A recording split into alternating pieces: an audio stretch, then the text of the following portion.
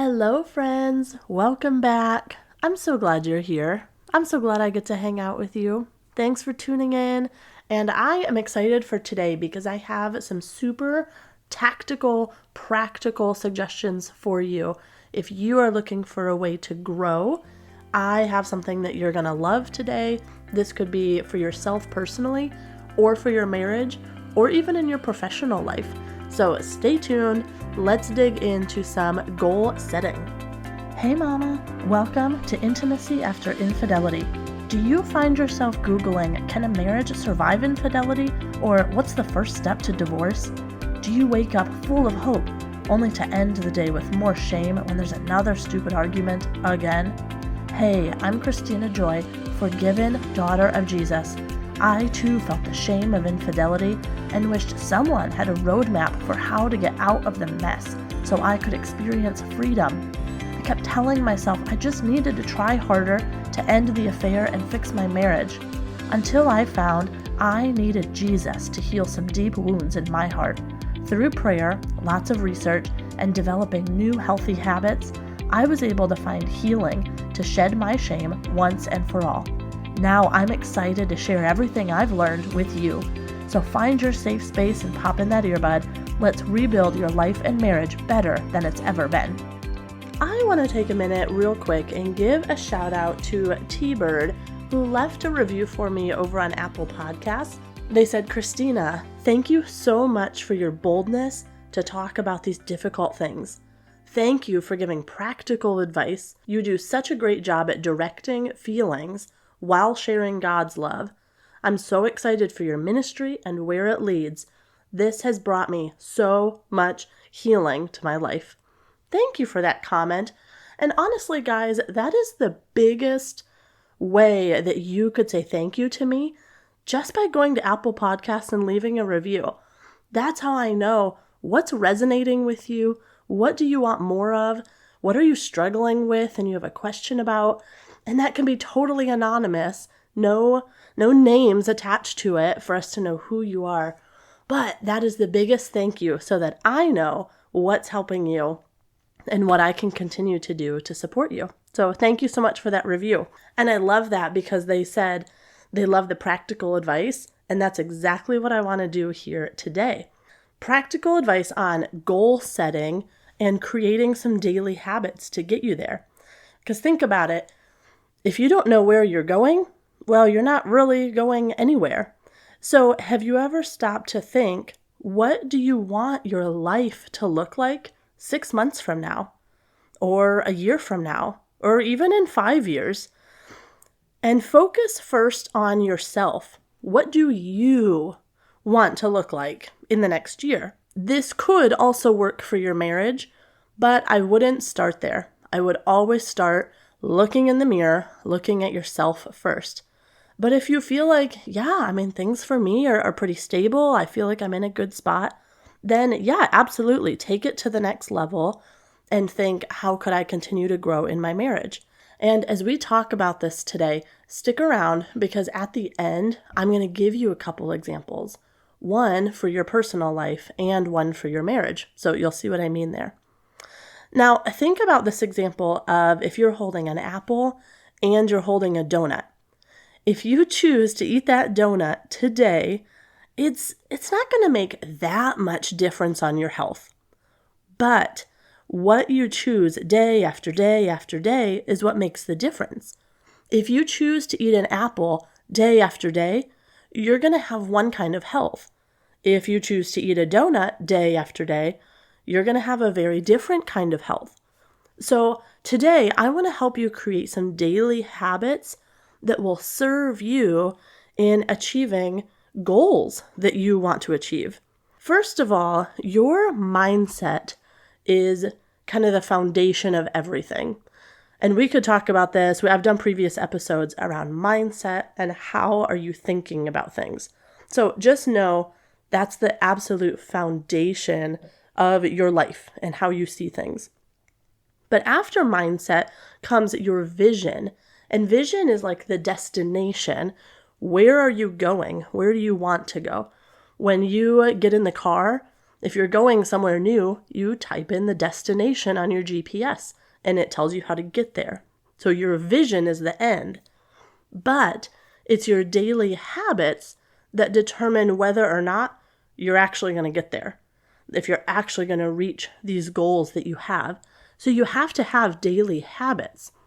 James Clear is an author, and he has a quote that says, "You do not rise to the level of your goals, but you fall to the level of your systems." So you can have the perfect mindset. You can have the best vision and vision statement. But unless you have systems and habits in place, you're never going to get there. So here are a couple things I think that you need to put in place right now. First of all, do you have some sort of weekly check-in or preparation or communication, but you have some time in your week where you just kind of recap and do whatever you need to do to get ready for the next week? Also, something else to have in place.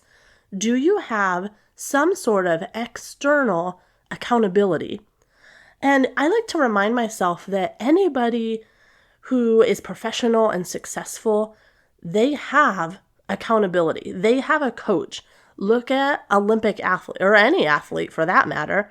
They have a coach that's helping them, encouraging them, keeping them on track. Whether or not they feel motivated, they have somebody that is helping them to move forward.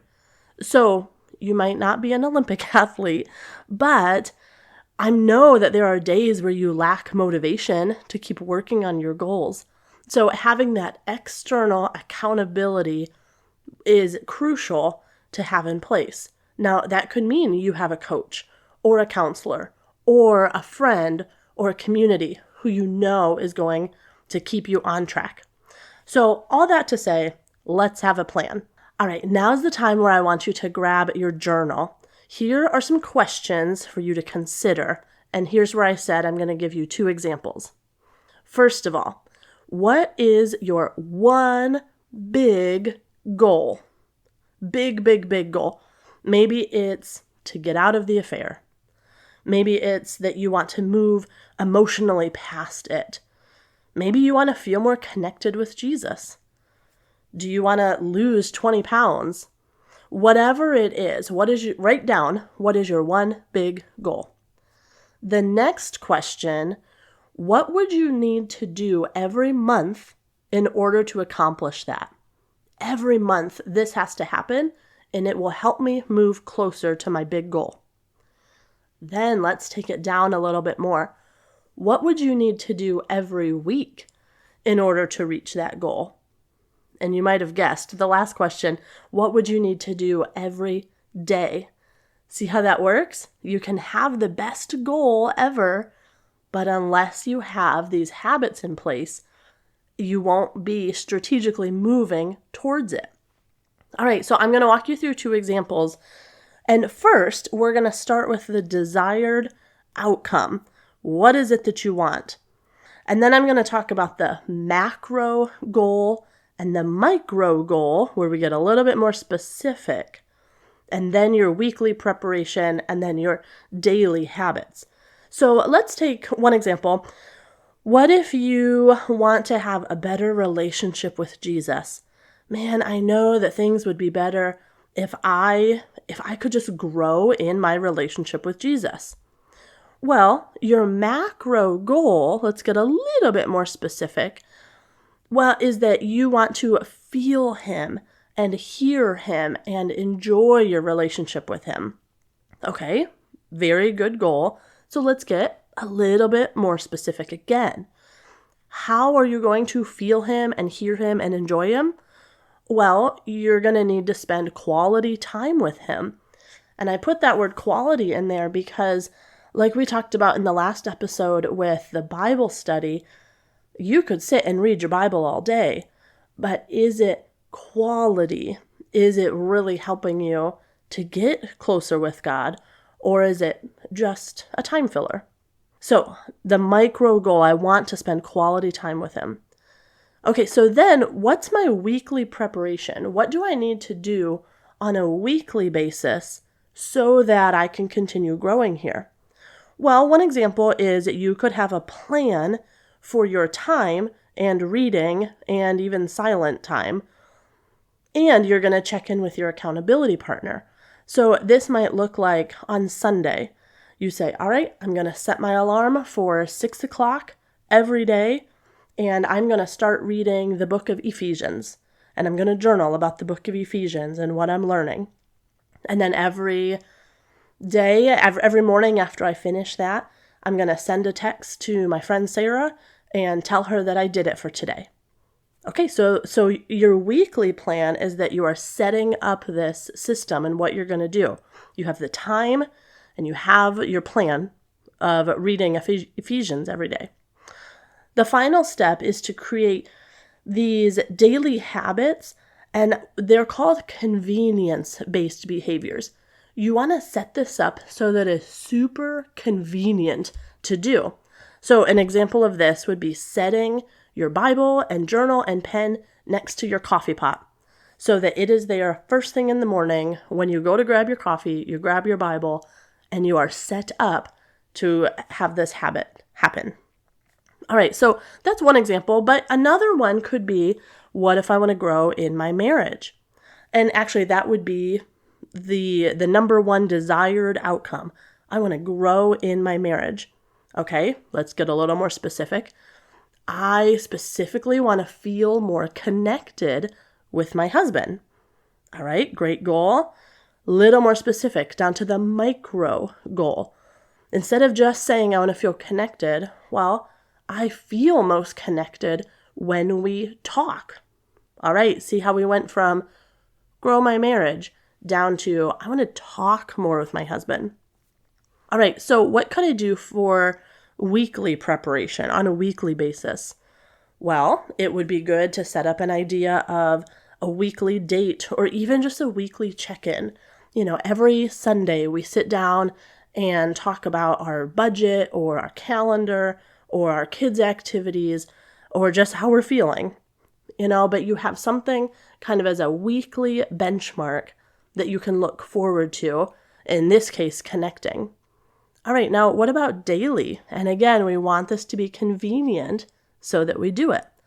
Well, every day at 12 o'clock, I take a lunch break at work, and so I'll set an alarm to remind myself it's lunchtime, and I'm going to text my husband with an encouraging thought, or maybe I pray for him, or whatever that is.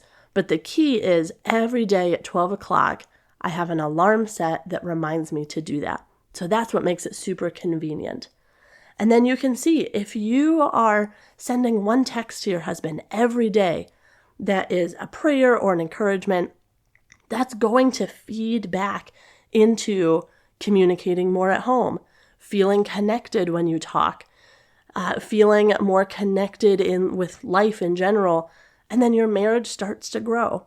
So you can look at it backwards as well to say, all right, if I do these things, I know that I will reach my big goal, my big desire. So my question for you, sister, what are your goals? I would love to know even one thing that you want to continue to work on. So would you come hop over into our Facebook community? That's what we're here for. That piece of external accountability I mentioned, that's what we're here for. So it's facebook.com/groups/intimacy after infidelity. I'll have that linked in the show notes. But come share with us, what is your goal? And then what are the daily habits that are going to help you get there? We have a community where we want to cheer each other on, and we are holding you accountable if you want it. And we are just creating a safe space for you to continue to grow. So come take advantage of that. All right, have a great week getting after those goals. I can't wait to celebrate with you. Have a good week. We'll see you soon. Hey mama, I hope today's episode encouraged your heart. If you need to talk about this some more, would you send me a message at KristinaJoyCoaching.com? Also, please take 30 seconds and leave me a 5-star review on Apple Podcasts. It thrills my heart to know this podcast is helping you heal your heart so you can shed the shame of your affair. I am cheering for you, and I can't wait to hear your story.